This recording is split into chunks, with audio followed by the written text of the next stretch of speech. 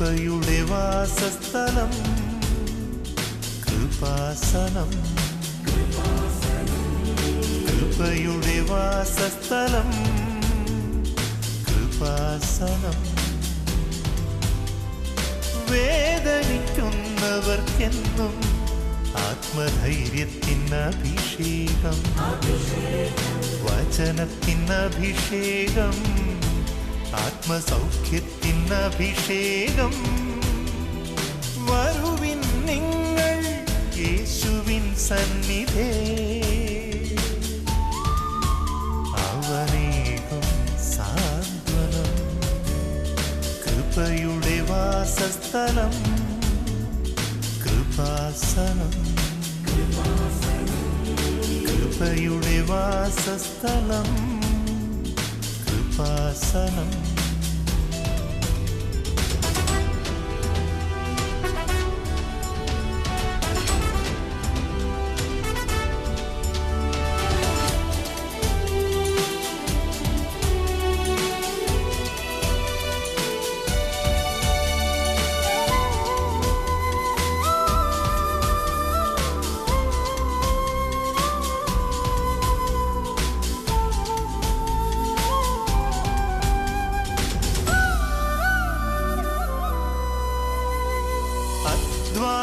ഭാരത്താലേ തളരുന്ന സോദരേ, സഹനത്തിരമാലയിൽ പതറാതെ മുന്നേറിടാം.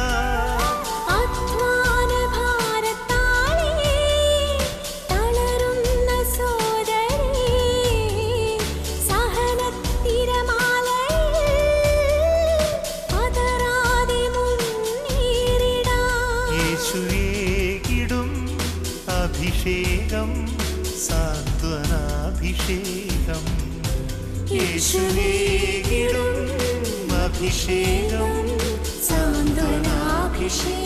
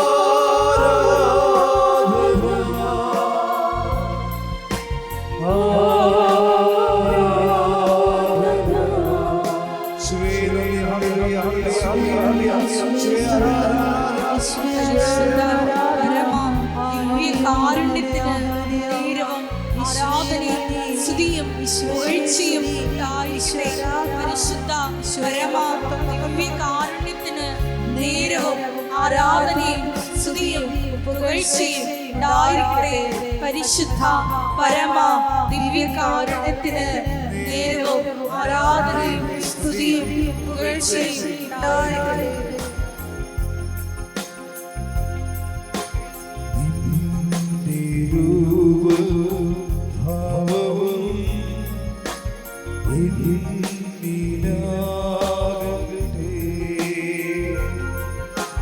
നിൻ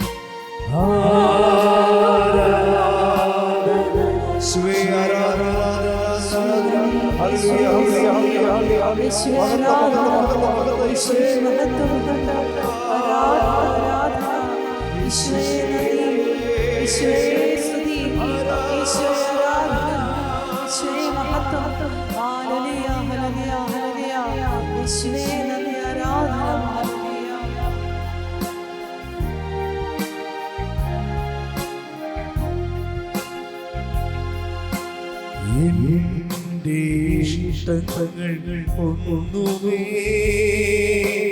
വേണ്ട യേശുവേ, നിന്റെ ഹിതത്തിൻ നടുവിൽ ഞാൻ പ്രശോഭിക്കട്ടെ.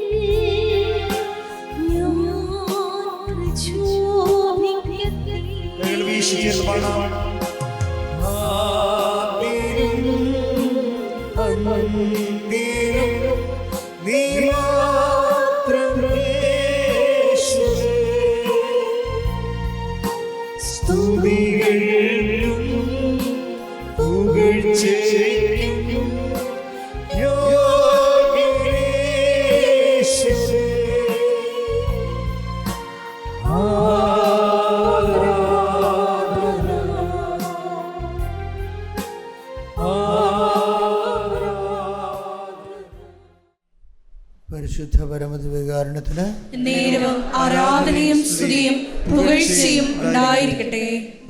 പരിശുദ്ധ പരമദിവ്യകാരുണ്യത്തിന് നേരവും ആരാധനയും സ്തുതിയും പുകഴ്ചയും ഉണ്ടായിരിക്കട്ടെ.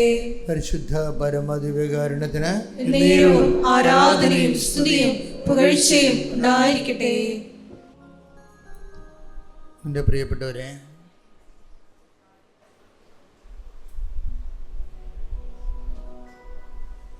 ഉടമ്പടിയുടെ ഒരു ഉദ്ദേശം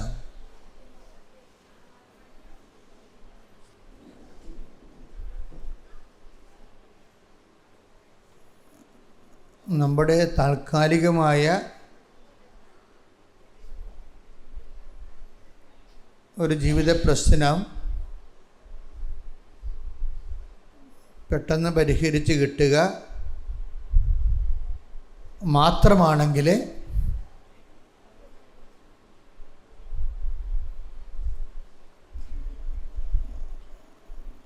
കുറച്ച് താമസം വരും.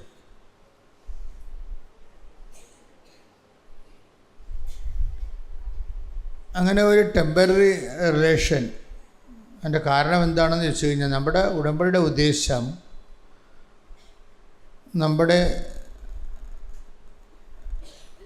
ഇപ്പോഴത്തെ ജീവിത പ്രശ്നത്തിന് ഒരു പരിഹാരം പെട്ടെന്ന് കാണുക, അങ്ങനെയാണല്ല ആൾക്കാർ സാക്ഷ്യം പറയുന്നത്.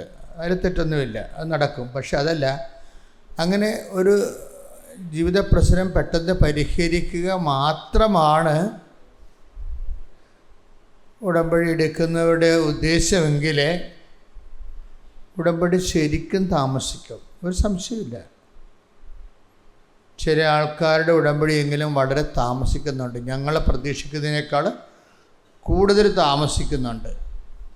ഞാൻ തന്നെ അത്ഭുതപ്പെടും, അത്രയും താമസിക്കേണ്ട കാര്യമില്ലല്ലോ എന്ന് ഓർക്കും. അതിൻ്റെ കാരണം എന്ന് വെച്ച് കഴിഞ്ഞാൽ അവിടെ കയ്യിൽ നിന്ന് വന്നിരിക്കുന്ന ആദ്യമേ വന്നിരിക്കുന്ന ഒരു ചെറിയ, അവരെ കുറ്റം പറയാതെ നമുക്ക് പറ്റത്തില്ല, അവർക്ക് അറിയത്തില്ല കാര്യം. അതുകൊണ്ടാണ് ആ വിഷയം, ഇപ്പോൾ വസ്തു വിൽക്കുക, അല്ലെങ്കിൽ മകളുടെ കല്യാണം നടക്കുക, അല്ലെങ്കിൽ കുഞ്ഞുങ്ങളില്ലാത്തവർ കുഞ്ഞുങ്ങളുണ്ടാവുക, അല്ലെങ്കിൽ വിസ പുതുക്കുക, ചിലർക്ക് അതുമാത്രമായിരിക്കും ഉടമ്പടിയുടെ ഉദ്ദേശം. അപ്പോൾ ശരിക്കും താമസിക്കും. അത് മാത്രമാണെങ്കിൽ നിങ്ങൾ ഉടമ്പടി എടുക്കേണ്ട കാര്യമില്ല. കാരണം നാട്ടിൽ പ്രാർത്ഥിച്ചാലും മതി. കാര്യം അത് താമസിക്കും. എന്താ വിഷയം എന്ന് പറഞ്ഞത്, ഉടമ്പടിയിൽ നമ്മൾ ആരോടാണ് ഉടമ്പടി ചെയ്യണതെന്ന് ആദ്യമേ നിങ്ങൾ മനസ്സിലാക്കണം. ആരോടാണ് ഉടമ്പടി ചെയ്യണത്? ഈശോയോടല്ല ഉടമ്പടി ചെയ്യണത്. അതുകൊണ്ട് തന്നെയുള്ളൊരു കുഴപ്പം, ഈശോയോട് നമുക്കൊരു ടെമ്പർ റിലേഷൻസ് സാധ്യമല്ല. അതാണ് കുഴപ്പം. അപ്പം അത് മനസ്സിലായ ഒരു താൽക്കാലിക ബന്ധം ഈശോയുമായിട്ട് സാധ്യമല്ല. അതിൻ്റെ കാരണം, എല്ലാ വചനത്തിനും രണ്ട് ബോഡിയുണ്ട്. എല്ലാ വചനങ്ങൾക്കും രണ്ട് ശരീരമുണ്ട്, രണ്ട് ജ്ഞാനമാർഗങ്ങളുണ്ട് എല്ലാ വചനങ്ങൾക്കും. ഒന്ന് അതിൻ്റെ ഇമ്മീഡിയറ്റ്, പിന്നെ അതിൻ്റെ ലാറ്ററൽ പാർട്ട്. എന്നുവെച്ചാൽ പെട്ടെന്ന് നമുക്ക് മനസ്സിലാകുന്നത് ഒരു അറിവിൻ്റെ തലമുണ്ട്, അല്പം കഴിഞ്ഞ് മനസ്സിലാകുന്ന ഒരു ജ്ഞാനത്തിൻ്റെ തലമുണ്ട്. വചനത്തിന് രണ്ട് അറിവിൻ്റെ ആസ്വാദന അനുഭവ തലങ്ങളുണ്ട്. വചനത്തിന് രണ്ട് അനുഭവ തലങ്ങളുണ്ട്. ഒരു തലം നമുക്ക് പെട്ടെന്ന് അറ്റ് എ ഗ്ലാൻസ് മുഖതാവിൽ പെട്ടെന്ന് മനസ്സിലാകുന്നൊരർത്ഥമുണ്ട്, അതാണ് അറിവിൻ്റെ തലം.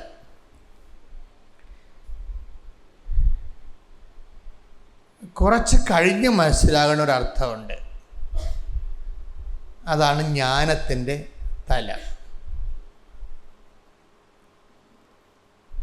ഇടുറ്റ വചന ഉപാസകരെ ജ്ഞാനതലത്തിന്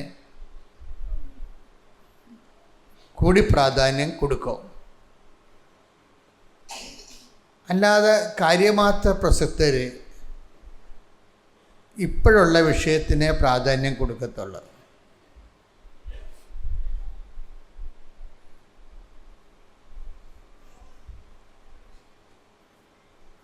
ഇപ്പം ഈശോ പറഞ്ഞിട്ട് ഒരു വചനം പറഞ്ഞിരുന്നത്, ഞാനീ ചെയ്തത് എന്താണെന്ന് ഇപ്പം മനസ്സിലാവത്തില്ല, പിന്നീട് മനസ്സിലാവും. അപ്പം മനസ്സിലാക്കേണ്ട രണ്ട് തലമുണ്ട്. ഇപ്പം മനസ്സിലാക്കണ കാര്യമുണ്ട്, പിന്നീട് മനസ്സിലാക്കണ കാര്യമുണ്ട്. അപ്പോൾ ഈ പിന്നീട് മനസ്സിലാക്കണമെന്ന് പറയുമ്പോൾ ഈ ആൾ ക്രിസ്തു ജ്ഞാന ഉപാസകയായി ഇങ്ങനെ ക്രിസ്തുവിനെ ഫോളോ ചെയ്തുകൊണ്ടേ ഇരിക്കണം.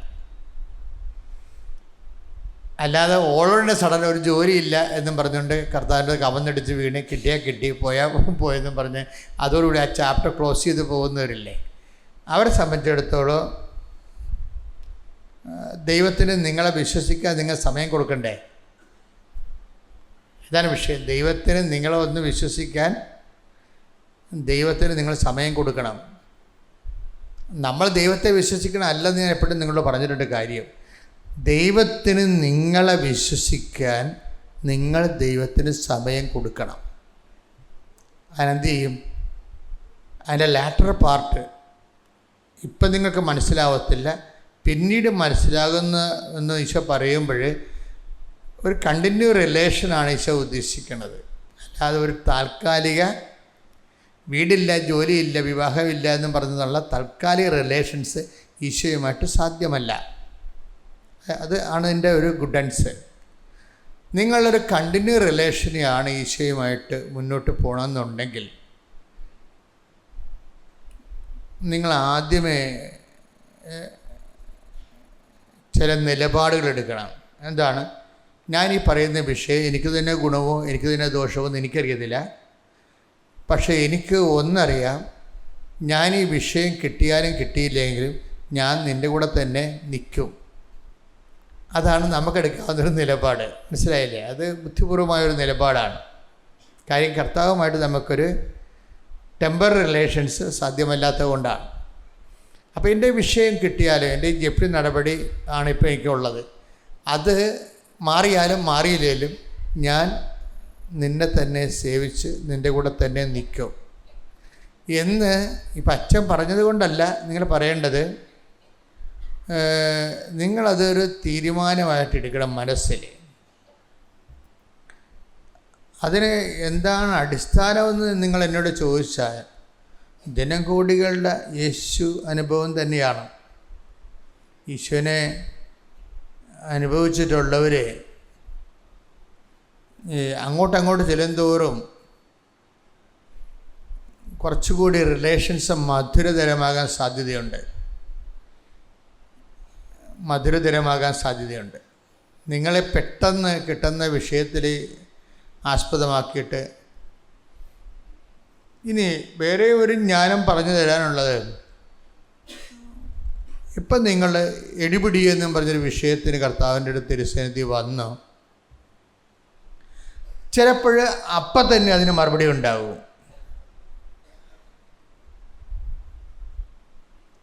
അത് അത്ര നല്ല കാര്യമല്ല ശരിക്കും പറഞ്ഞാൽ അപ്പം തന്നെ മറുപടി ഉണ്ടാകണത്. അതിൻ്റെ അപ്പം തന്നെ മറുപടി ഉണ്ടാകുന്ന ഒരു കാര്യം, ദൈവം നിന്നെ വിശ്വസിക്കണില്ല എന്ന് കൂടി അതിന് അർത്ഥമുണ്ട്. കാര്യം എന്താണ്? നിൻ്റെ ഈ വിഷയത്തിന് ഇപ്പം സമാധാനം തന്നില്ലെങ്കിൽ നീ 4 കാല വീണ് ഓടുവെന്നും അടുത്ത ആഴ്ച നീ കർത്താവിൻ്റെ തിരുസന്നിധിയിൽ മാഞ്ഞു പോകുമെന്നും ദൈവത്തിന് അറിയാം. അപ്പം അങ്ങനെ പോകാതിരിക്കാൻ വേണ്ടി ചില സമയത്ത് ഒറ്റയടിക്ക് കർത്താവ് പടപടാന്ന് 1-2 അനുഗ്രഹങ്ങൾ അങ്ങോട്ട് തരും. പിന്നെ ഒരു ഗ്യാപ്പ് ഉണ്ടാകും ചിലപ്പോൾ. ചിലർക്ക് ദൈവം നേരത്തെ, ഇപ്പോൾ ഓളോടെ ഇവിടെ വരുന്നവരെല്ലാം ഫ്രഷ് ഹാൻഡ്സ് അല്ലല്ലോ. നേരത്തെ കർത്താവുമായിട്ട് കുറച്ച് അനുഭവ സമ്പത്തുള്ളവരാണെങ്കിൽ ചിലപ്പോൾ ലാഗ് ചെയ്യാൻ സാധ്യതയുണ്ട്. ഉടമ്പടി ഉടനടി പരിഹാരമാണ്, അതിന് മാറ്റമൊന്നുമില്ല. അത് നമ്മളെല്ലാ ദിവസവും സാക്ഷ്യം കേട്ടുകൊണ്ടിരിക്കുന്നതാണ്. എങ്കിലും എല്ലാവർക്കും ആ തൊപ്പി ചേരത്തില്ല. നേരത്തെ കർത്താവുമായിട്ടൊക്കെ കുറച്ച് ബന്ധവും അടുപ്പവും ഒക്കെ ഉള്ള ആൾക്കാരാണെങ്കിൽ നിങ്ങൾ പെട്ടെന്നൊരു അനുഭവം നോക്കേണ്ട കാര്യമില്ല. എന്താ വെച്ചാൽ കർത്താവ് നീ നിൽക്ക്, നിന്നെ എനിക്കറിയാം, എനിക്ക് നിന്നെ അറിയാം, നിനക്ക് എന്നെ അറിയാം, നീ നിൽക്കെന്ന് പറയും. അപ്പോൾ ഒരു അനുഗ്രഹം ബ്ലോക്ക് ചെയ്യുകയോ താമസിച്ച് ചെയ്ത് കഴിഞ്ഞാൽ അതിൻ്റെ അർത്ഥം നീ നിൽക്കുക എന്നതിൻ്റെ അർത്ഥം.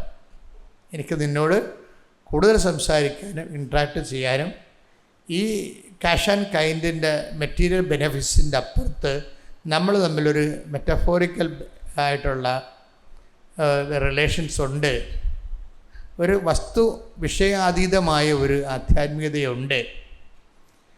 വിഷയം താമസിക്കുമ്പോൾ ശ്രദ്ധിക്കണം, അത് വിഷയാതീതമായ ഒരു ആധ്യാത്മികതയിലേക്ക് കർത്താവ് അത് അംഗീകരിച്ചിട്ടുണ്ടെന്ന് എൻ്റെ അർത്ഥം.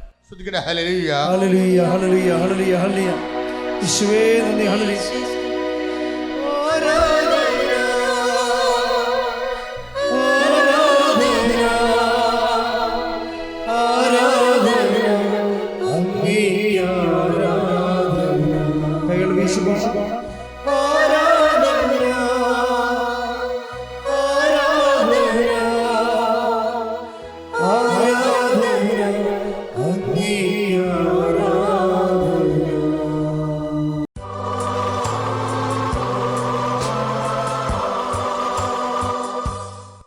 പരമദേവകാരണത്തിന് നേരവും ആരാധനയും സ്തുതിയും പുകഴ്ചയും ഉണ്ടായിരിക്കട്ടെ. ഇപ്പോൾ നമ്മളൊരു രോഗസൗഖ്യ പ്രാർത്ഥനയ്ക്ക് പ്രവേശിക്കുകയാണ്.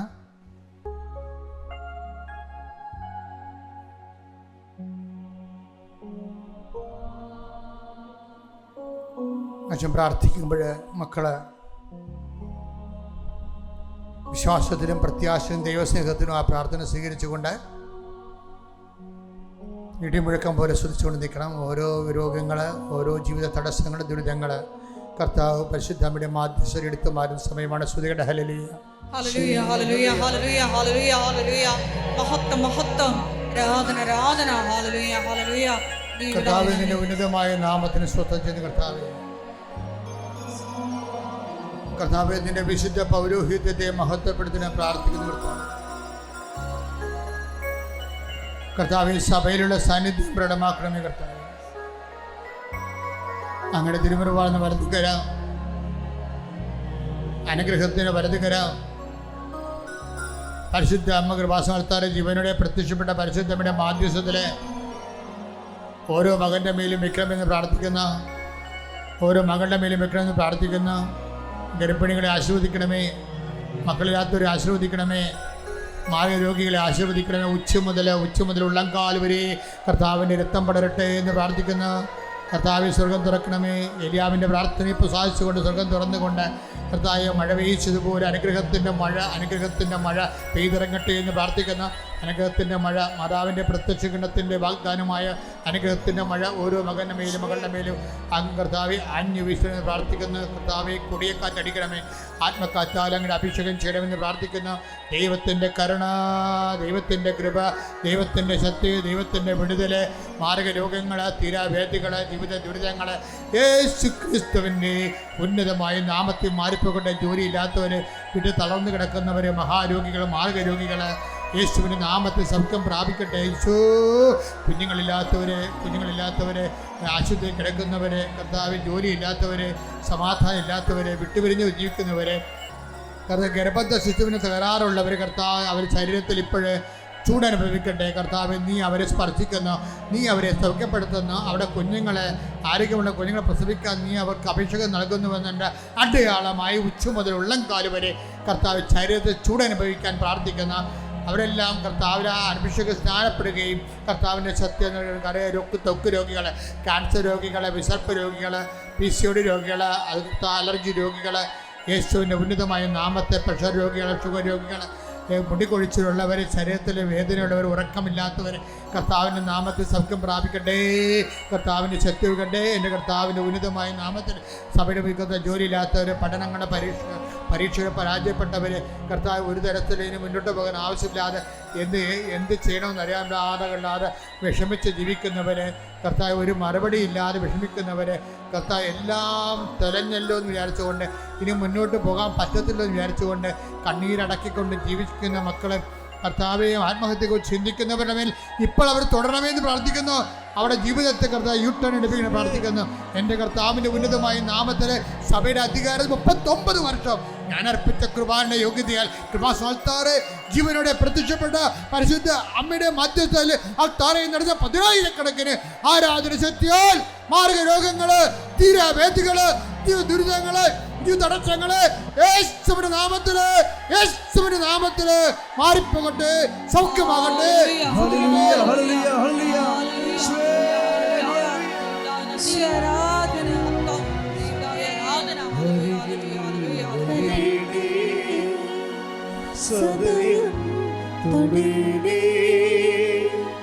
സുഖമായിടും എൻ്റെ ഉള്ളം അരികിൽ വരേണേ, സദയം തൊടേണേ, സുഖമായിടും എൻ്റെ ഉള്ളം. എല്ലാവരും സമാപനാശീർവാദ സമയമാണ്. മൗനമായി പ്രാർത്ഥിക്കുക. മാതാവിൻ്റെ മധ്യസ്ഥതയിൽ കൃപാസനമ്മയുടെ പ്രത്യക്ഷീണത്തിൻ്റെ യോഗ്യതയാൽ പ്രാർത്ഥിക്കുക.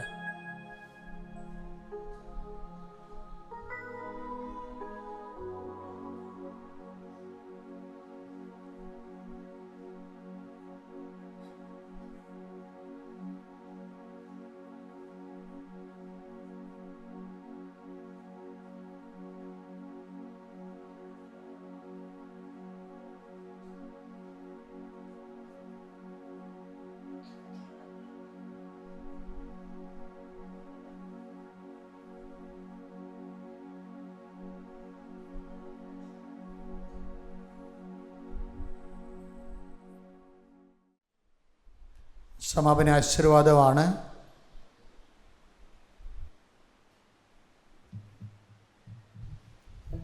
ശിരസ് നമിച്ച് നമുക്ക് ദിവ്യകാരുണ്യനാഥന്റെ ആശീർവാദം സ്വീകരിക്കാം.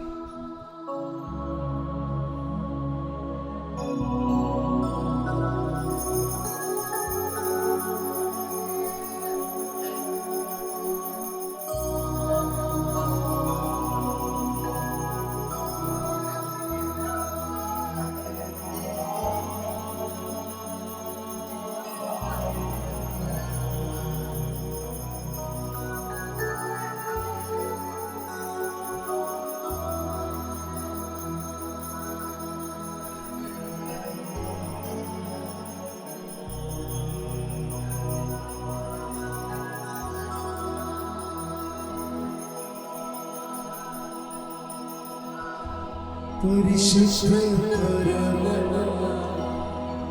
ദിവ്യകാരുണ്യമേ, എന്നും അങ്ങേക്ക് ആരാധന. പരിശുദ്ധ ദിവ്യകാരുണ്യമേ, എന്നും അങ്ങേക്ക് പരിശുദ്ധ ദിവ്യകാരുണ്യമേ, എന്നും അങ്ങേക്ക് ആരാധന. ആവേ ആവേ മരിയ, ആവേ ആവേ